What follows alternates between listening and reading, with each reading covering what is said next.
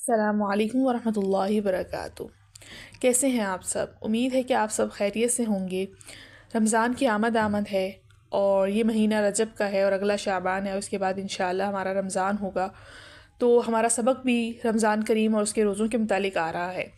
اور اسی طرح سے آپ صلی اللہ علیہ وسلم کا معمول تھا کہ آپ صلی اللہ علیہ وسلم رمضان سے پہلے ہی رمضان کی تیاری شروع کر دیا کرتے تھے کہ رجب اور شعبان کا مہینہ آپ صلی اللہ علیہ وسلم کا خصوصی مہینہ تھا، جس میں آپ صلی اللہ علیہ وسلم روزوں کی کثرت کرتے، ذکر و اذکار کی کثرت کرتے اور اسی طرح سے نوافل کا اہتمام کرتے۔ اور اسی طرح آپ صلی اللہ علیہ وسلم نے ایسی دعا سکھلائی ہے جس سے آپ کے گھر میں برکت ہو جائے گی، آپ کے رزق میں برکت ہوگی اور آپ کے ان مہینوں کے اندر برکت پیدا ہو جائے گی، اور اس کے اثرات آپ اپنی آنکھوں سے خود دیکھیں گے۔ آپ صلی اللہ علیہ وسلم نے کیا دعا سکھائی، وہ بھی رجب کے مہینے میں، اللہم بارک لنا فی رجب و شعبان و بلغنا الی رمضان۔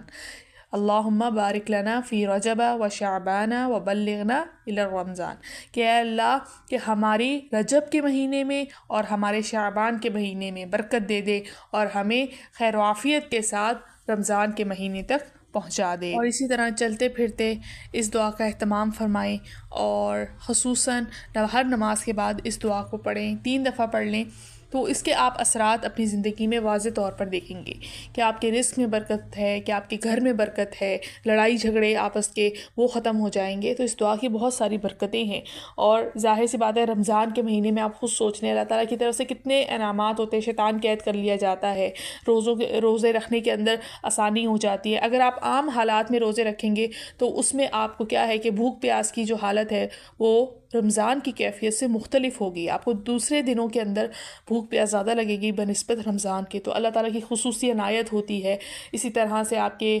جو دعائیں پڑھتے ہیں، آپ جو ہے قرآن پڑھتے ہیں، تو اس کے اندر اس کا ثواب بھی 70 گنا زیادہ ہو جاتا ہے۔ تو اللہ تعالیٰ کی رحمتیں ہی رحمتیں ہیں، اور انشاءاللہ ابھی ہم روزے کے فضائل بھی پڑھیں گے تو اس میں ہم جان لیں گے کہ اللہ تعالیٰ نے کیا کیا اس کے لیے برکتیں اور رحمتیں رکھی ہیں۔ تو جب آپ اس دعا کو رمضان سے پہلے ہی مانگنا شروع کر دیں گے تو کیا ہوگا کہ آپ کے گھر میں جب برکت ہوگی، فرشتوں کا نزول ہوگا، آپ کی لڑائی جھگڑے آپس میں ختم ہوں گے اور مسائل جو ہے وہ آپس میں ختم ہوں گے، تو آپ کے گھر جو ہے وہ نور سے بھر جائے گا، اور جب رمضان کا مہینہ آئے گا تو آپ کے اعمال کرنے میں مشکلات پیش نہیں آئیں گی۔ تو آپ صلی اللہ علیہ وسلم نے ایک دعا سکھلائی، لیکن اب اس کے بعد رمضان کا مہینہ آنے والا ہے تو اس میں روزے کس طرح سے رکھنے ہیں، ان جو روزے رکھیں گے ان کے لیے کیا ثواب اللہ تعالیٰ نے رکھا ہے، تو ہم اس کے متعلق جان لیتے ہیں۔ نبی کریم صلی اللہ علیہ وسلم نے فرمایا، جس نے رمضان کے روزے صرف اللہ تعالیٰ کے لیے ثواب کی نیت سے رکھے تو اس کے پچھلے سب گناہ معاف کر دیے جائیں گے۔ نبی کریم صلی اللہ علیہ وسلم نے اسی طرح فرمایا کہ روزے دار کے منہ کی بو اللہ تعالیٰ کے نزدیک مشک کی خوشبو سے بھی زیادہ پیاری ہے۔ اسی طرح ایک روایت میں آتا ہے کہ روزے داروں کے لیے قیامت کے دن عرش کے نیچے دسترخوان چنا جائے گا اور وہ لوگ اس پر بیٹھ کر کھانا کھائیں گے، دوسرے لوگ ابھی حساب میں ہی پھنسے ہوں گے۔ اس پر وہ لوگ کہیں گے کہ یہ لوگ کیسے ہیں کہ کھا پی رہے ہیں اور ہم ابھی حساب میں پھنسے ہوئے ہیں؟ ان کو جواب ملے گا، یہ لوگ روزہ رکھا کرتے تھے اور تم لوگ روزہ نہیں رکھتے تھے۔ اسی طرح ایک اور حدیث میں آتا ہے کہ آپ صلی اللہ علیہ وسلم نے فرمایا کہ جب رمضان کی پہلی رات ہوتی ہے تو آسمان کے سارے دروازے کھول دیے جاتے ہیں جو رمضان کی آخری رات تک مسلسل کھلے رہتے ہیں، اور جو مسلمان رمضان کی راتوں میں کسی رات میں نماز پڑھتا ہے اس کے لیے ہر رکعت کے بدلے 2500 نیکیاں لکھ دی جاتی ہیں، اور اللہ تعالیٰ اس کے لیے جنت میں سرخ یاقوت کا ایک محل بنا دیتے ہیں جس کے 60 دروازے ہوں گے۔ پھر جب روزے دار پہلا روزہ رکھتا ہے تو گزشتہ رمضان سے لے کر اس رمضان تک اس نے جتنے صغیرہ گناہ کیے ہیں وہ سب معاف کر دیے جاتے ہیں، اور اس کے لیے ہر روز 70,000 فرشتے صبح کی نماز سے لے کر غروب آفتاب تک مغفرت کی دعا مانگتے رہتے ہیں۔ اور رمضان کی راتوں میں جو نمازیں پڑھتا ہے ہر رکعت کے بدلے جنت میں اس کو ایسا درخت عطا کیا جاتا ہے جس کے سائے میں 500 برس تک سال تک وہ کیا سوار چل سکتا ہے۔ اسی طرح ایک حدیث میں آیا ہے کہ شروع سال سے آخر تک رمضان کے لیے جنت سجائی جاتی ہے، یعنی آخر رمضان تک جنت سجائی جاتی ہے، اور بڑی بڑی آنکھوں والی حوریں شروع سال سے آخر رمضان تک روزے داروں کے لیے بناؤ سنگار کرتی ہیں، اور جب رمضان کا مہینہ آتا ہے تو جنت کہتی ہے اے اللہ اپنے بندوں کو میرے اندر داخل فرما دیجئے، اور بڑی بڑی آنکھوں والی حوریں کہتی ہیں اے اللہ اپنے بندوں میں سے تو جس کو چاہتا ہے ہمارے لیے خاوند مقرر فرما دیجئے۔ سو جس شخص نے اس ماہ مبارک میں کسی انسان پر تہمت نہیں لگائی، کوئی نشہ آور چیز نہیں پی، اللہ تعالیٰ اس کے گناہ مٹا دے گا۔ اور اس نے اس ماہ میں کسی مسلمان پر اگر کوئی تہمت لگائی ہے، کوئی نشہ آور چیز پی لی ہے، تو اللہ تعالیٰ اس سال کی ساری نیکیوں کو مٹا دے گا، یعنی نیکیوں کی برکتیں مٹا دی جائیں گی۔ اب یہ کہ مطلب کیا ہے کہ بہت بڑا گناہ ہوگا کہ اس مقدس ایام کے اندر اس نے جو نیکیوں پہ زیادہ ثواب ملنا تھا، اس کے برے اعمال کی وجہ سے اس کا گناہ بھی زیادہ ملیں گے۔ یہ تو اللہ تعالیٰ نے رمضان کے متعلق، روزوں کے متعلق فضائل بتا دیے۔ اور اب ہم پڑھنے والے ہیں کہ کن کن لوگوں پر روزے فرض ہیں، تو آیتوں کا ترجمہ کریں گے اور اس کے ذریعے ہم پڑھیں گے۔ بسم اللہ الرحمن الرحیم، شروع اللہ کے نام سے جو بڑا مہربان نہایت رحم کرنے والا ہے۔ یا ایہا، اے الذین، وہ لوگوں جو آمنو ایمان لائے ہو، کتبہ لکھ دیا گیا ہے، علیکم تم پر، الصیام روزے رکھنا، کما جس طرح کتبہ لکھ دیا گیا تھا، علی اوپر، الذین ان لوگوں کے جو من قبلکم تم سے پہلے تھے، لعلکم شاید کہ تم تتقون متقی بن جاؤ۔ اے لوگوں تم پر روزے فرض کر دیے گئے ہیں جیسا کہ تم سے پہلے لوگوں پر فرض کیے گئے تھے، تاکہ تم شاید کہ تم متقی بن جاؤ، پرہیزگار بن جاؤ۔ ایامن چند دن، معدودات گنتی کے، فمن پھر جو کانا ہو منکم تم میں سے، مریضن بیمار، او یا علی سفرن سفر پر، فعدۃ تو گنتی پوری کرنی ہے، من ایامن اخر دوسرے دنوں میں، وا اور علی اوپر، الذین ان لوگوں کے جو یطیقونہ طاقت رکھتے ہیں اس کی، فدیۃ فدیہ ہے، طعام کھانا، مسکین ایک مسکین کا، فمن پھر جو کوئی تطوع خوشی سے کرے، خیرن نیکی، فہوا تو وہ خیرن زیادہ بہتر ہے، لہو اس کے لیے، وا اور ان یہ کہ تصوموا تم روزہ رکھو، خیرن بہت بہتر ہے، لکم تمہارے لیے، ان اگر کنتم ہو تم، تعلمون علم رکھتے۔ گنتی کے چند دن روزہ رکھنے کے ہیں، پھر بھی اگر تم میں سے کوئی شخص بیمار ہو یا سفر پر ہو تو وہ دوسرے دنوں میں اتنی ہی تعداد پوری کر لے۔ اور جو لوگ اس کی طاقت رکھتے ہوں ان کے ذمہ یہ ہے کہ وہ ایک مسکین کو کھانا کھلا کر روزے کا فدیہ ادا کر دیں۔ اس کے علاوہ اگر کوئی شخص اپنی خوشی سے کوئی نیکی کرے گا تو یہ اس کے حق میں بہتر ہے، اور اگر تم کو سمجھ ہو تو روزے رکھنے میں تمہارے لیے ہی زیادہ بہتری ہے۔ شہر مہینہ رمضان، رمضان کا، الذی وہ ہے کہ انزل نازل کیا گیا فیہ اس میں، القرآن قرآن، ہدن ہدایت ہے، للناس لوگوں کے لیے، وا اور بینات واضح دلیلیں، من الہدیٰ ہدایت کی، وا اور الفرقانی حق اور باطل کے سے جدا کرنے والی، فمن چنانچہ جو شخص شہیدہ حاضر ہو منکم تم میں سے، الشہر اس مہینے میں، فلیصمہ اسے چاہیے کہ روزہ رکھے، وا اور من جو شخص کانا ہو مریضن بیمار، او یا علی سفر سفر پر، فعدۃ تو گنتی پوری کرنی ہے، من ایام اخر دوسرے دنوں میں، یرید چاہتا ہے اللہ بکم تمہارے ساتھ، اليسر آسانی، وا اور لا نہیں، یرید وہ چاہتا بکم تمہارے ساتھ، العسرہ تنگی، وا اور لتکملوا تاکہ تم پوری کرو، عدت گنتی، وا اور لتکبروا اللہ تم اللہ تعالیٰ کی بڑائی بیان کرو، علی ما اس پر جو ہداکم ہدایت دی اس نے تمہیں، وا اور لعلکم شاید کہ تم تشکرون شکر ادا کرو۔ یہ مہینہ رمضان کا مہینہ ہے جس میں قرآن نازل کیا، اور قرآن ہدایت ہے لوگوں کے لیے، اور اس میں واضح نشانیاں ہیں ہدایت کی، اور حق اور باطل کے درمیان یہ فرق کرنے والا ہے۔ چنانچہ جو شخص تم میں سے یہ مہینہ پائے کہ اسے چاہیے کہ روزے رکھے، اور جو تم میں سے کوئی بیمار ہے یا سفر پر ہو تو دوسرے دنوں میں اتنی ہی گنتی پوری کر لے۔ لہٰذا اللہ تعالیٰ تمہارے ساتھ آسانی کا معاملہ کرنا چاہتا ہے، تمہارے لیے مشکل پیدا نہیں کرنا چاہتا، تاکہ تم روزوں کی گنتی پوری کر لو۔ اللہ نے تمہیں جو راہ دکھائی ہے اس پر اللہ کی تکبیر کرو، اور تاکہ تم شکر گزار بنو۔ وا اور اذا جب سألک سوال کریں آپ سے، عبادی میرے بندے، عنی میرے بارے میں، فإنی تو بے شک میں، قریب ہوں، اجیب میں قبول کرتا ہوں، دعوت پکار، الداعی پکارنے والے کی، اذا جب بھی دعانی وہ مجھے پکارے، فلیستجیبوا جو چاہیے کہ مانے وہ بھی، لی میرا حکم، ولیؤمنوا وہ چاہیے کہ وہ ایمان لائیں، بی مجھ پر، لعلہم شاید کہ وہ، یرشدون ہدایت پائیں۔ کہ جب آپ سے میرے بندے میرے بارے میں سوال کریں تو ان سے کہہ دیں کہ میں آپ کے قریب ہوں، میں قبول کرتا ہوں پکارنے والے کی پکار، جب بھی وہ مجھے پکارتے ہیں تو ان کو بھی چاہیے کہ وہ میرا حکم مانیں اور مجھ پر ایمان لائیں، تاکہ وہ ہدایت پا جائیں۔ وحل حلال کر دیا گیا ہے، لکم تمہارے لیے، لیلۃ الصیام روزے کی رات کو، الرفث صحبت کرنا، الی نسائکم اپنی عورتوں کے ساتھ، ہن وہ لباس لباس ہیں، لکم تمہارے لیے، وا اور انتم تم لباس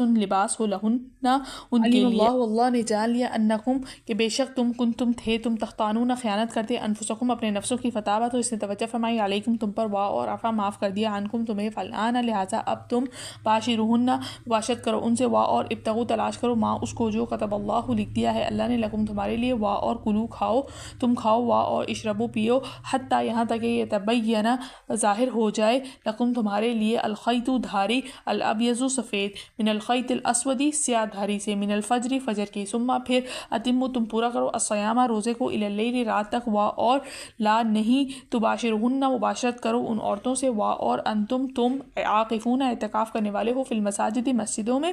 تلک یہ حدود اللہ اللہ کی حدیں ہیں، فلا لہٰذا نہ تقربوها قریب جاؤ تم ان کے، کذالک اسی طرح یبین اللہ اللہ تعالیٰ بیان فرماتا ہے آیات ہی اپنی نشانیاں للناس لوگوں کے لیے لعلہم شاید کہ وہ یتقون متقی بنے پرہیزگار بن جائیں۔ اللہ تعالیٰ نے تمہارے لیے حلال کر دیا روزے کی رات میں اپنی بیویوں سے صحبت کرنا، وہ تمہارے لیے لباس ہیں اور تم ان کے لیے لباس ہو۔ اللہ تعالیٰ نے جان لیا ہے کہ تم اپنی جانوں میں خیانت کرتے تو اس نے تم پر توجہ فرمائی اور تمہیں معاف کر دیا، لہٰذا تم اب ان سے مباشرت کرو اور تلاش کرو اس کو جو اللہ تعالیٰ نے تمہارے لیے لکھ دیا ہے، اور تم کھاؤ پیو یہاں تک کہ سفید دھاری سیاہ دھاری سے الگ ہو جائے فجر کی، پھر تم پورا کرو روزے کو رات تک، اور اپنی بیویوں سے مباشرت نہ کرو جب تم اعتکاف کرنے والے ہو مسجدوں میں، یہ اللہ تعالیٰ کی حدود ہے سو ان کے قریب نہ جاؤ۔ اسی طرح اللہ تعالیٰ بیان فرماتے ہیں تمہارے اوپر اپنی نشانیاں لوگوں کے لیے شاید کہ وہ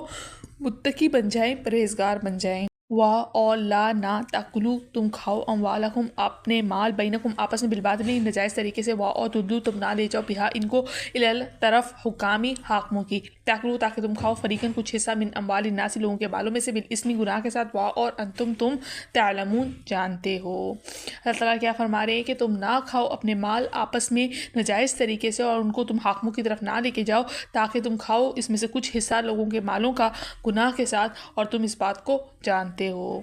الحمدللہ یہاں پر ہمارا ترجمہ ختم ہو چکا ہے اور تفسیر کرنا شروع کرتے ہیں۔ بسم اللہ الرحمن الرحیم، شروع اللہ کے نام سے جو بڑا مہربان نہایت رحم کرنے والا ہے۔ یا ایھا الذین آمنوا کتب علیکم الصیام، کہ اے ایمان والو تم پر روزے فرض کر دیے گئے ہیں، کما کتب علی الذین من قبلکم لعلکم تتقون، کہ تم سے پہلے لوگوں پر بھی روزے فرض کیے گئے تھے جس طرح، تو شاید کہ تم ڈرنے والے بن جاؤ، متقی بن جاؤ، پرہیزگار بن جاؤ۔ اب یہاں پر اللہ تعالیٰ نے آیت میں واضح فرما دیا کہ اب روزے تم پر فرض کر دیے گئے ہیں، اور اس سے پہلے جو قومیں تھیں ان پر بھی روزے فرض تھے۔ اب یہ اللہ تعالیٰ نے اس آیت میں یہ تو فرمایا کہ روزے پہلے قوموں پر فرض کیے گئے تھے، لیکن اس کا ذکر نہیں فرمایا کہ کس طرح کے وہ روزے رکھا کرتے تھے۔ اب اللہ تعالیٰ نے ہمیں جو روزے رکھنے کا حکم دیا اس میں کیا فرمایا کہ صبح صادق سے لے کر غروب آفتاب تک روزے کی نیت کرنی ہے۔ اس میں کیا ہے، کھانے پینے سے رکنا ہے، ہم بستری سے رکنا ہے، تو اس کو شریعت پہ روزہ کہتے ہیں۔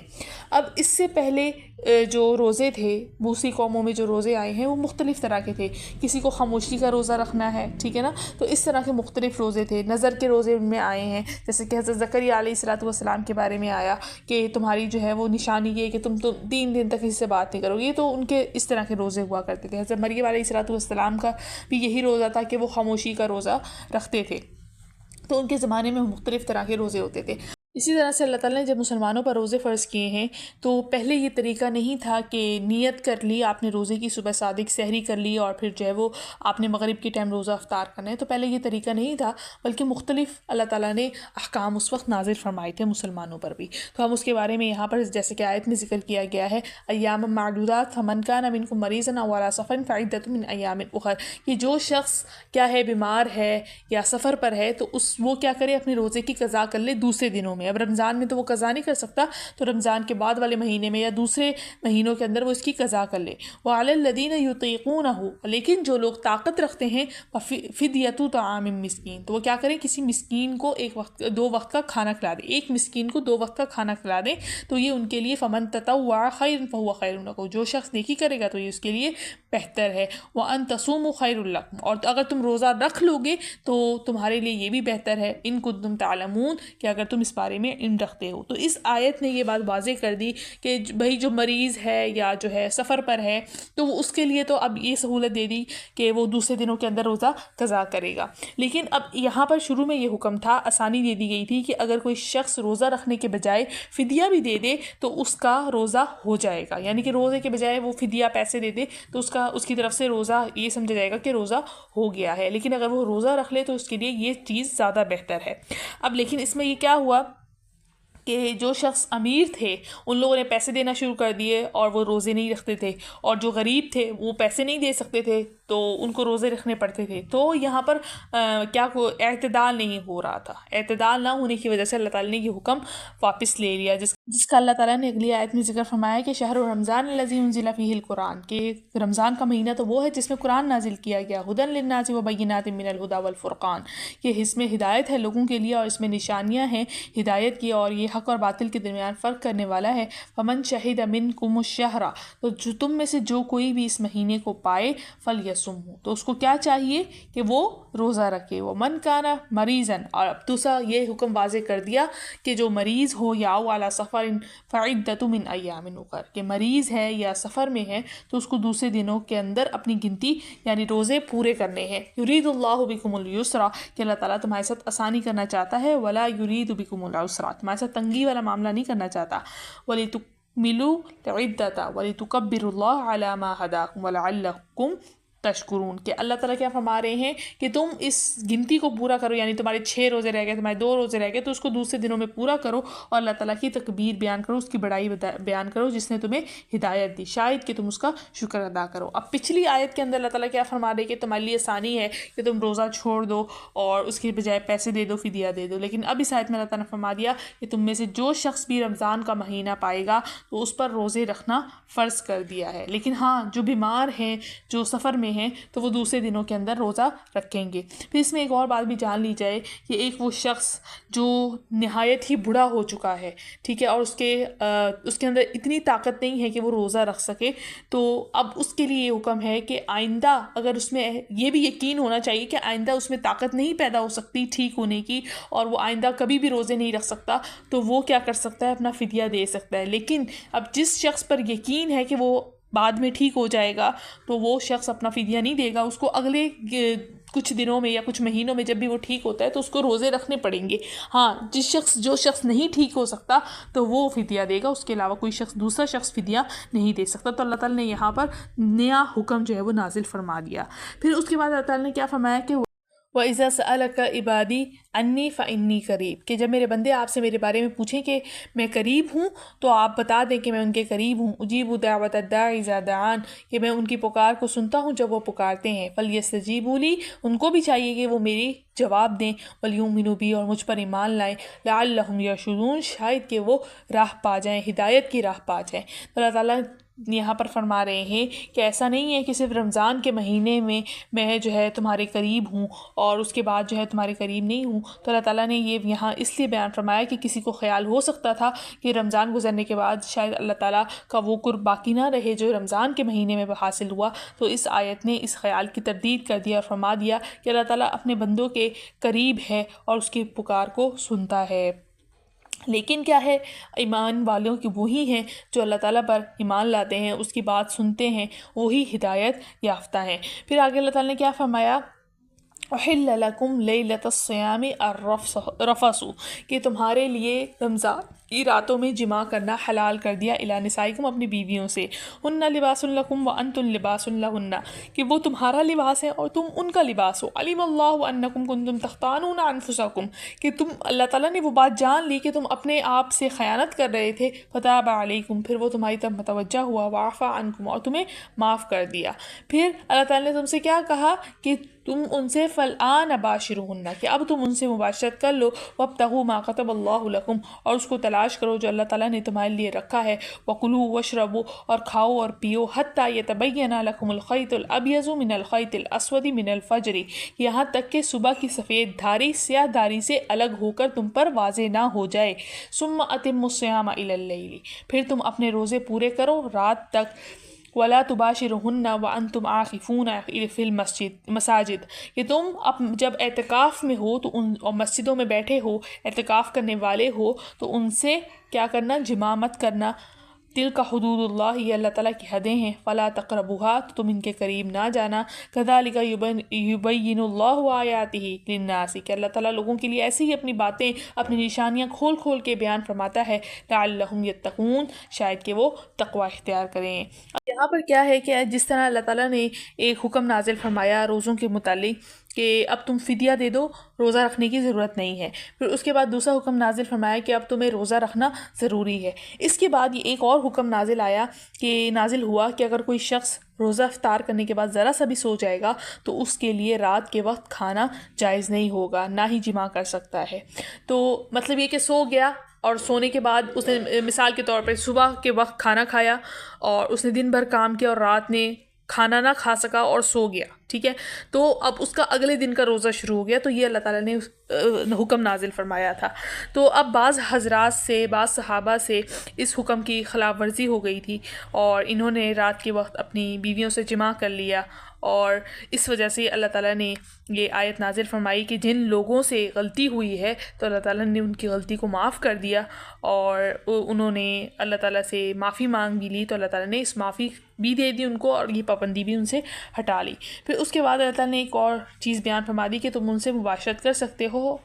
لیکن اگلی شرط کیا بتائی کہ اب کھانا اور پینا اس وقت تک ہوگا جب تک سفید دھاری سیاہ دھاری سے الگ نہ ہو جائے۔ سفید دھاری سیاہ دھاری سے کیا مراد ہے؟ مراد یہاں پر یہ ہے کہ جس طرح جب سحری کا وقت ہوتا ہے تو آسمان کیا ہوتا ہے؟ کالا ہوتا ہے، ٹھیک ہے نا، مطلب اندھیرا ہوتا ہے آسمان پہ، اور جب جیسے ہی فجر کا وقت داخل ہوتا ہے تو کیا ہو جاتا ہے؟ ایک سفید سی روشنی پھیلنا آسمان پہ شروع ہو جاتی ہے۔ تو یہاں پر اللہ تعالیٰ کا بیان کرنے کا مقصد یہی ہے کہ جب صبح کی سفیدی اور